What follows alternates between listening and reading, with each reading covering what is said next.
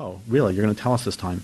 And that's that. When I talk about this whole thing about channel or eliminate or appropriate channel the additional violence that might break out, there's something else that's really important to talk about, which is I have a friend who says that the reason he does the environmental work he does is because as things become increasingly chaotic, he wants to make sure that some doors remain open.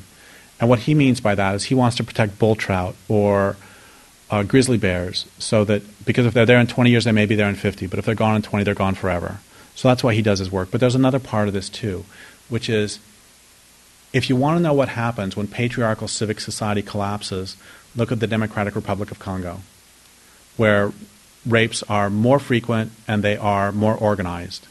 And so it is predictable that when social order collapses under patriarchy, it is predictable that men assault women. And instead of pretending that this won't happen, or instead of pretending that there won't be a collapse, we need to prepare for it now. And there are two things that I think this is very important. There are two things I talk about for helping to prevent sexual assault. And one of them is that for women, I always think about the words of Andrea Dworkin. She said, "My prayer for women of the 21st century is harden your hearts and learn to kill." And what that means to me is that the time to learn self-defense is now. The time to learn self-defense is not when someone's breaking down your door. I'm guessing, and I don't want to put you on the spot, but I'm guessing that that some of the veterans may be willing to organize some firearms skill share for women who want to learn self-defense, or can point them in the directions where they can learn them. Don't know. Anyway, learn self-defense. And for men, my advice is this: make your allegiance to women absolute, and do it now.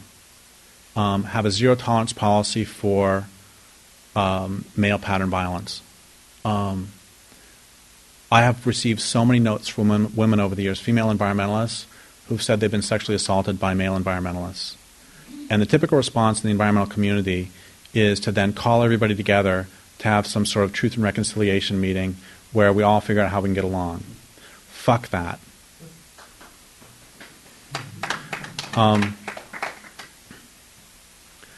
I've gotten a lot of flack from some anarchists because I don't have a problem with calling the cops in circumstances like that. It's like, take care of it in your community if you want to, as long as you fucking take care of it. But if you're not going to take care of it, call the fucking cops. Make them do their job for once, you know?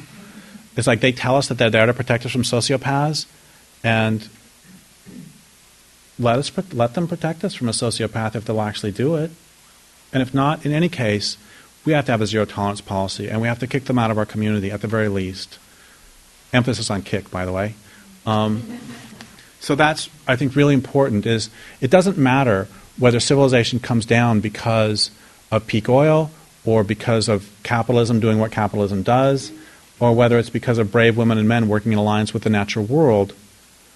As civilization collapses or continues to collapse, men will beat on women. And we need to prepare for that now. And one of the ways to prepare is by having zero-tolerance policy. The same is true, by the way. Anybody thinking about it could have predicted the Tea Party and could have predicted modern racism, because as people's entitlement is threatened, they find scapegoats. And scapegoats of people of color, this is a time-honored tradition. And so we as white people, those of us who are white, need to make our allegiance to victims of white supremacist violence absolute as well. Okay, now back to the regular program. We need it all. We need people to take out dams, and we need people to knock out electrical infrastructures. We need people to protest and to chain themselves to trees. We also need people working to ensure that as many people as possible are equipped to deal with the fallout when the collapse comes. We need people working to teach others what wild plants to eat, what plants are natural antibiotics. We need people teaching others how to purify water, how to build shelters.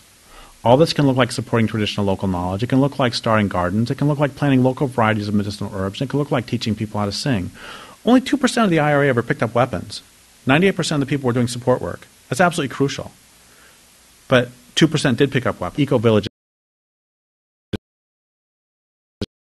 will bring down civilization. When the crash comes, I'm sure to be first in line, knocking on their doors asking. People taking out dams do not have a responsibility to ensure that people in homes previously powered by hydro know how to cook over a fire. They do, however, have a responsibility to support the people doing that work. Similarly, those people growing medicinal plants do not have a responsibility to take out dams. They do, however, have a responsibility at the very least to not condemn those people who have chosen that work. In fact, they have a responsibility to support them. They especially have a responsibility to not report them to the cops. It's the same old story. The good thing about everything being so fucked up is no matter where you look, there's great work to be done. Do what you love, do what you can, do what best serves your land base. We need it all. That doesn't mean that everybody taking out dams and everybody working to cultivate medicinal plants are working toward the same goals. It does mean that if they are, each should see the importance of the other's work. Further, resistance needs to be global. Acts of resistance are more effective when they're large-scale and coordinated. The infrastructure is monolithic and centralized, so common tools and techniques can be used to dismantle it in many different places simultaneously if possible. By contrast, the work of renewal must be local. To be truly effective, acts of survival and livelihood need to grow from particular land bases where they'll thrive. People need to enter into conversation with each piece of earth and all its human and non-human inhabitants. That doesn't mean, of course, that we can't share ideas, that one water purification technique won't be useful in many different locations. It does mean that people in those places need to decide for themselves what'll work. Most important of all, the water in each place needs to be asked and allowed to decide for itself. I've been thinking a lot again about the cell phone tower behind Safeway, and I see how these different approaches can manifest in this one small place. The cell phone tower needs to come down. It's contiguous on two sides with abandoned parking lots. Those lots need to come up. Gardens can bloom in their place. We can even do our work side by side. Oh, shit. You know, I skipped over. I draw that preamble to the ninth premise. I never told the ninth premise. So here's the ninth premise. Sorry. Here's the ninth premise. Although there will clearly someday be far fewer humans than there are at present, there are many ways this reduction in population could occur. Some of these ways would be characterized by extreme violence and privation. Nuclear Armageddon would certainly reduce population consumption, yet would do so horrifically. The same would be true for a continuation of overshoot followed by crash. Other ways would be characterized by less violence. Blah, blah, blah. Personally and collectively, we may be able to both reduce the amount and soften the character of the violence that occurs during the ongoing, perhaps long-term shift, or we may not. But this much is certain. If we don't approach it actively, if we don't talk about our predicament and what we're going to do about it, the violence will almost undoubtedly be far more severe and the privation more extreme. We're fucked, and if we don't talk about it, we're even more fucked. That's ninth premise in short. And once again, every cell in my body wants for us to have a voluntary transformation. If I ran for president, I would run on a platform of vasectomies on the house. And I even have a campaign slogan. It's a snip in every sack.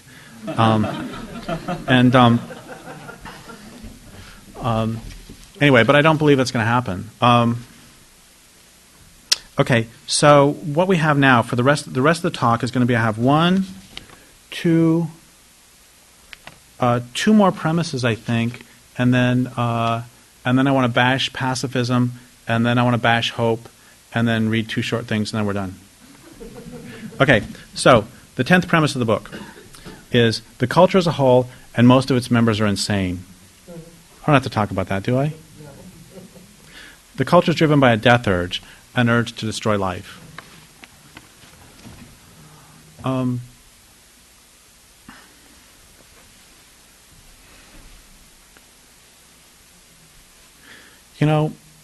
I've been thinking a lot lately about something I saw at the Academy Awards. Those of you who've heard the Endgame talk know that I have kind of a soft spot in my heart for Angelina Jolie. And I was just stunned is the word. When she was standing up there to give out an Oscar, and then she put her leg like that and opened up her skirt so you could see the lower thigh. It was just, my heart melted. It's just, it melted with joy, really, because I'm so happy that she seems so happy with Brad, even though she's really skinny. It's like I worry about her because she's so thin.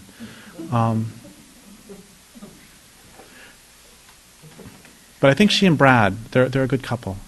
So what's the name? What's the indigenous name for this place where we are right now?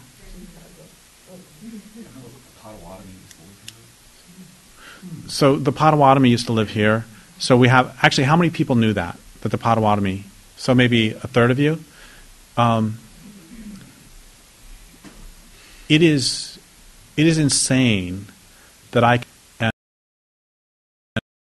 and most of you have at least some idea who I'm talking about, yet a lot of us don't know what the indigenous name for this place is, and we don't know whose land it is. And I'm not attacking anybody here. I mean, it was several years of me living where I live before I learned that there was a massacre of about 250 Indians a few miles from where I live at a place called Yantakit, which is also the center of the universe for the Talawa people. That's the source of creation. And there was another massacre at a place called Achilet, another massacre at a place called Hawanket. And those are all within 5 miles, 8 miles of where I live. And one of the reasons we don't defend the places we live is because we don't live there. We live with... I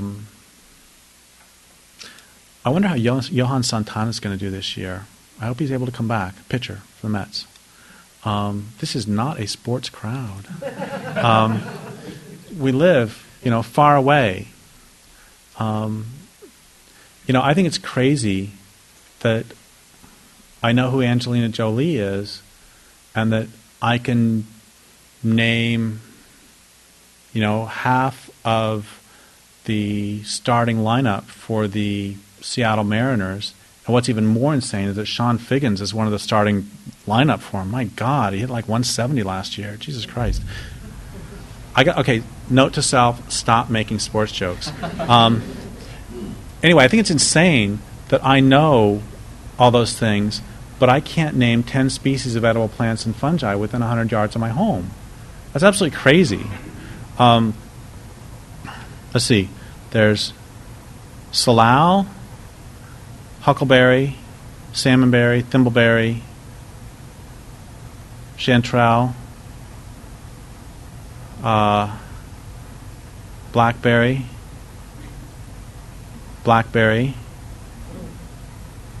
Oh, and there's also those big red mushrooms with the white dots. What?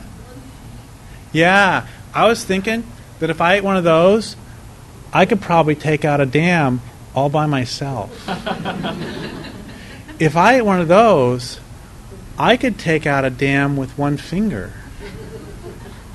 So that's part of the problem is that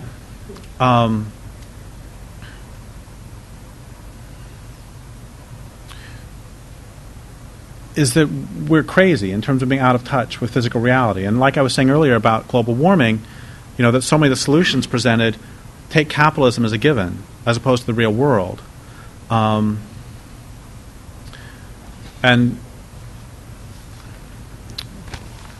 I did a talk several years ago at Bioneers. I'm sorry. And Bioneers is like a gathering of a bunch of people who are, I would say, pathologically optimistic. And they come up with all sorts of sort of groovy solutions where like groovy solutions like making forks out of cornstarch instead of plastic. And, oh my God. Their tagline for, I think, last year was the shift is hitting the fan. And anyway, I was there several years ago, and it broke my heart because I was the only person there talking about either power or sociopathology. And I don't understand how you can talk about social change without talking about power. And I don't understand how you can talk about the murder of the planet without talking about sociopathology. You can't do it. So yeah, this culture is crazy. Okay, the 11th premise is we should acknowledge that this culture, from the beginning, this culture has been a culture of occupation. And the government is a government of occupation. And of course, all of my American Indian friends say, what the hell took you so long to figure this one out? What does a government of occupation do? It moves in, it facilitates resource extraction and maximizes production. That's the function of a government of occupation. And it doesn't care about communities.